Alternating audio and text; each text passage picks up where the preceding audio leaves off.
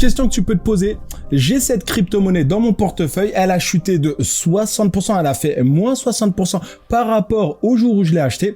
Dois-je continuer de la conserver dans l'espoir qu'elle remonte et que derrière je puisse récupérer mon investissement initial, mon argent, ou dois-je la vendre et sauver ce qu'il reste à sauver? Une erreur très courante que de nombreuses personnes, de nombreux investisseurs finissent par commettre un jour ou l'autre. Cette erreur, c'est de conserver des crypto-monnaies, de conserver des shitcoins, de conserver des actifs en espérant les voir remonter. Et malheureusement, la plupart de ces gens finissent par perdre de l'argent parce que ces shitcoins ne retrouvent jamais leur niveau de prix. Alors la question qu'on s'est posée en début de vidéo, c'est une question à laquelle beaucoup de traders débutants ont du mal à répondre. Et même, j'ai même envie de dire, et même certains traders expérimentés ont également du mal à répondre à cette question. Parce qu'en crypto-monnaie, surtout sur YouTube, vous avez tout un tas de vidéos avec genre comment acheter cette dernière pépite, comment acheter ce dernier hard wallet, avec des sujets, avec des titres x100, etc., etc., ETF, etc., etc. Ça va exploser, bla, bla, bla. J'ai moi-même ce genre de vidéos sur ma chaîne, je m'en cache pas. Mais j'ai trouvé aucune vidéo qui explique quoi faire quand on voit ces cryptos chuter de 70-80%. Les seules solutions qu'on vous proposera, c'est de holder et d'accumuler. C'est tout. Holder et accumuler qui sont de bonnes réponses, mais il faut apporter un peu de nuance. Et c'est ce qu'on va faire aujourd'hui. Malheureusement, cette vidéo risque de fâcher certaines personnes, mais ainsi soit-il. J'ai les reins solides, ainsi soit-il. Like la vidéo, ça m'aidera à affronter le torrent de haine que je vais devoir affronter, comme je l'ai déjà dit. Et c'est tout, on commence. Alors la question qui se pose aujourd'hui, j'ai cette crypto-monnaie qui a chuté de 80%. Que dois-je en faire? La conserver ou la vendre? Eh bien, cette interrogation revêt une importance capitale. Revêt une importance capitale parce qu'elle peut conduire à des décisions auxquelles il est facile de succomber. Il y a deux biais que je veux mettre en avant dans mon explication. Le premier point, je vais l'illustrer par un exemple. Admettons, j'ai mis 1000 € sur une crypto-monnaie. Elle a chuté d'environ 70%. Il me reste 300 € de cette crypto-monnaie. Que dois-je faire? Accepter la perte ou attendre qu'elle remonte pour récupérer mon argent? On va prendre un exemple et on va prendre le projet EOS qui a fait beaucoup de bruit en 2018 et d'ailleurs il a bien marché, il avait bien marché sur cette année. On va penser aux holders de l'EOS, ceux qui ont conservé l'EOS en espérant un retour à son niveau de prix initial. Si ces personnes l'ont acheté ici par exemple, malheureusement elles sont toujours dans le rouge. Elles n'ont pratiquement pas récupéré leur mise. Et on est aujourd'hui en 2023, quasi 2024, on va dire 2024. Et c'est dommage. Pourquoi c'est dommage? Parce que ces holders ont passé 1 an, 2 ans, 3 ans, 4 ans à holder cette crypto, cet investissement, alors que ces mêmes personnes auraient pu prendre cet argent et l'investir dans un autre projet pour soit récupérer l'argent investi, soit gagner plus d'argent. Dit comme ça, je sais, je suis pas naïf, avec du recul, c'est facile. Mais restez avec moi, vous allez comprendre. Alors, je vais dire une phrase qui va fâcher certaines personnes, comme je l'ai dit en introduction, mais dans le domaine des projets crypto, il y a énormément de projets qui ne reviendront jamais à leur ATH. Ils ne dépasseront jamais leur précédent ATH. Vous verrez beaucoup de youtubeurs prendre les précédents ATH comme base de prédiction, mais c'est pas aussi simple. Il y a une erreur là. Parfois, c'est possible de raisonner comme ça, mais parfois, c'est tout simplement des conneries. Mais je vais vous expliquer. Alors, il faut être très prudent. Si vous êtes confronté à cette situation, il y a deux biais que vous devez avoir en tête. Alors déjà, c'est quoi les biais? Alors, en une phrase, je fais vraiment très simple, mais les biais sont des raccourcis que notre cerveau prend pour prendre des décisions. On réagit aux choses, on peut prendre des décisions impulsives, etc., etc. Et faire ça dans le domaine financier, dans le domaine des investissements, ça peut être très dangereux. Ça peut vous faire perdre beaucoup d'argent. Donc, il y a deux biais à prendre en compte. Et le premier biais que j'ai envie de te partager, c'est le biais des coûts irrécupérables. Et celui-là, mes amis, comme on dit par chez moi, il est khatar. Il est dangereux, celui-là. Je sais pas si vous le connaissez, il est khatar. Mais celui-là, il est très dangereux. Ce biais en crypto, je suis convaincu qu'il concerne plus de la moitié des investisseurs. Et j'ai même envie de dire que ça va au-delà de l'investissement. On peut parler des relations et on peut même parler de la vie en général. Alors, c'est quoi le biais des coûts irrécupérables? Alors, c'est très simple. C'est lorsque vous attachez trop à un investissement que vous avez fait. Très simple. Prenez par exemple le cas de notre ami qui a investi dans l'EOS. Il a acheté la crypto et il l'a gardée. Il a passé 1 an à la conserver. Il a passé 2 ans à la conserver. Il a passé 3 ans à la conserver, etc., etc. La question, elle est très simple.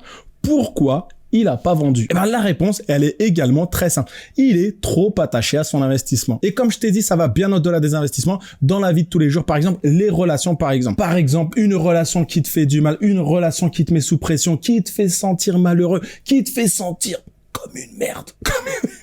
Une relation compliquée. Je suis avec cette personne depuis 3 ans, 4 ans, 5 ans. Ça va s'arranger. Même si ça fait mal, les gens, ils s'accrochent. Une image pour illustrer un petit peu ce que je suis en train de dire là. On s'accroche à cette corde encore et encore et encore. Et un jour, on lâche. Ça fait mal au début, puis ça passe. Et en investissement, c'est pareil. Ça fait mal au début, c'est difficile, mais tu dois prendre des décisions non pas en fonction de biais comportementaux, de préjugés, mais plutôt en fonction de la raison, des données, de la logique fondamentale. Et c'est donc très important. C'est l'un des biais dans lequel tu pourrais tomber et tu dois être très vigilant. L'autre biais dans lequel tu peux tomber, c'est le biais d'ancrage. En fait, c'est très simple là. Tu bloques sur le prix que cette crypto a atteint lors du dernier marché haussier. Par exemple, sur le dernier marché haussier, ma crypto a atteint $100 par exemple. Donc, dans ma tête, ce projet qui vaut actuellement $10 reviendra à son prix d'avant de $100. Mais la vérité, c'est qu'il n'y a rien qui dit que ça va arriver. Il n'y a aucune garantie. Donc ça, mes amis, c'est ce qu'on appelle le biais d'ancrage. Et encore une fois, si je dois faire un parallèle avec la vie de tous les jours, c'est un peu comme le Black Friday où on t'annonce de fausses réductions. Maintenant, qu'est-ce que tu peux faire? Qu'est-ce que tu dois analyser dans ce genre de situation? Eh ben, je vais te donner la réponse. Mais, petite parenthèse, je vais te donner la réponse quand tu te seras abonné. Et tu peux faire ça dès maintenant. On est de plus en plus nombreux sur la chaîne et je suis très heureux. Bienvenue à tous les nouveaux abonnés. J'en profite très rapidement, pour vous faire 2 annonces. 1, j'ai créé mon groupe Telegram, le lien est en description. Et 2, j'ai aussi créé mon profil LinkedIn. Pareil, le lien est en description. C'est tout, on poursuit. Qu'est-ce que tu peux faire? Qu'est-ce que tu dois analyser dans ce genre de situation? Solana, par exemple, que je vous ai présenté la semaine dernière. Solana était à plus de 80% de son sommet historique. Polygon est également en baisse par rapport à son sommet historique, tout comme d'autres crypto-monnaies. VeChain, j'en ai également parlé le mois dernier, de belles actualités autour du VeChain. VeChain a également morflé depuis 2021. Alors, les questions que vous devez vous poser, elles sont très simples. On va prendre le cas de Polygon. Polygon continue-t-il de croître dans son domaine en adoptant de plus en plus le marché, en apportant des mises à jour, en améliorant son modèle économique, en perfectionnant sa tokenomics, tout en maintenant une tendance positive? T'as capté l'idée, etc., etc. Pareil pour Solana. Solana suit-il la même trajectoire? Continue-t-il de se développer, de se mettre à jour, tout en enregistrant une tendance positive avec un regain de volume sur le réseau, etc., etc. Je pense que tu vois ce que je veux dire. Alors, pour faire simple, pour être un petit peu plus direct, Polygon, Solana, enfin ces projets-là, est-ce que ces projets continuent-ils de se développer et est-ce qu'ils continuent de bosser? Est-ce qu'ils continuent de taffer? Alors, si tu dois analyser un projet que tu as en portefeuille, est-ce qu'il continue de s'améliorer? Y a-t-il des mises à jour? Ont-ils réglé des problèmes qu'ils ont pu rencontrer à leur lancement? Il y a tout un tas de questions que tu peux te poser. Pourquoi? Parce que si sur les 2 dernières années, ils ont rien foutu à part balancer 2-3 tweets par-ci par-là, balancer 2-3 giveaways par-ci par-là, faire de la pub sans réelle nouveauté sur 2-3 chaînes crypto, ça risque d'être très compliqué de récupérer ton argent. Alors qu'en acceptant une perte de 70% pour celui ou celle qui aura mis $1000 sur un projet en voie d'extinction, il peut réinvestir ces $300 ailleurs. Je vais parler pour moi, ça m'est déjà arrivé. Oui, ça fait mal. Je vais pas te mentir, ça fait mal. Mais vaut mieux récupérer 30% de quelque chose que 100% de rien du tout. Alors, si tu as cette crypto-monnaie dans ton portefeuille, qu'elle ne fait plus rien, qu'elle n'est pas revenue, qu'elle est sortie de la tendance du marché, qu'elle n'a pas de fondement, rien du tout, ça va être très dur. Je sais que certaines personnes auraient aimé que je tienne un discours plus optimiste, avec le bull run, elles vont toutes remonter, on va devenir tous riches, bla bla bla bla. C'est faux, c'est faux. Et ici, sur la chaîne, je m'interdis de dire aux gens ce qu'ils veulent entendre. Je dis la vérité, même si ça fait mal, et c'est tout. Il y a que des adultes ici, il faut encaisser, c'est tout. Mais voilà, c'est la vérité. Je vais poursuivre. Tout d'abord, en crypto, vous devez voir les fondamentaux plus les narratifs comme quelque chose qui doit pousser votre crypto. Les deux, ils vont ensemble. C'est la formule magique. Un exemple, si la base même du projet que tu as en portefeuille ne correspond plus au narratif initial, pourquoi tu vas continuer de garder cette crypto-monnaie? Alors, ce qu'il faut faire, c'est analyser votre crypto, soyez objectif dans vos analyses, pas d'émotion, pas d'affect, rien de tout ça. Soyez objectif en vous basant sur des données réelles. Et si vous arrivez à la conclusion que ce projet s'est cassé la gueule, faut peut-être, je dis bien peut-être, sortir son argent. Et pourquoi ces 300 € dans le cas de l'exemple précédent devraient être investis ailleurs? Si vous prenez ces 300 € que vous les investissez dans une crypto-monnaie solide qui a un narratif où tout est aligné, elle recommencera à monter et prendra beaucoup plus de valeur. Et là, tu as beaucoup plus de chances de récupérer ton investissement initial et de gagner de l'argent. Donc, pour faire simple, pour être direct, tu dois analyser froidement ton portefeuille. Tu peux déjà le faire